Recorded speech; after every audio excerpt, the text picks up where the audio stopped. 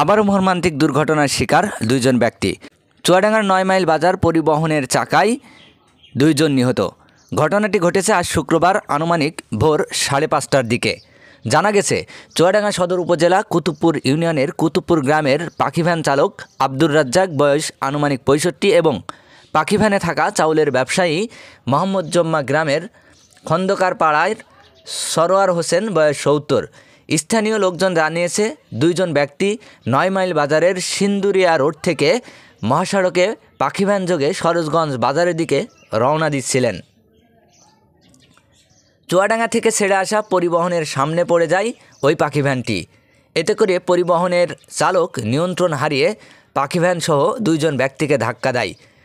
এতেই পরিবহনের চাকায় চিরবিদায় নেয় পাখিভ্যানে থাকা দুইজন। পরিবহনটি দ্রুত সটকে পড়ে, তবে ঘটনাস্থলে কয়েকজন ব্যক্তি ৯ মাইল বাজারের মসজিদের নামাজ শেষে বাইরে বেরিয়ে বিকট শব্দ শুনতে পায়। ছুটে এসে দেখে পাখিভ্যান সহ দুজনের মরদেহ পড়ে আছে মহাসড়কের উপরে। স্থানীয় লোকজন জানিয়েছে, অন্ধকারের সময়ে পরিবহনটি চিনতে পারেননি তারা।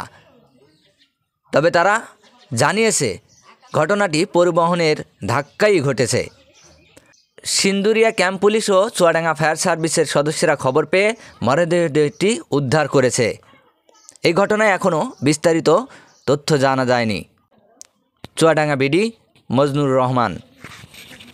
যেই ঘটনাটি ঘটেছে আজকে ভোরের দিকে নিহত হয়েছে।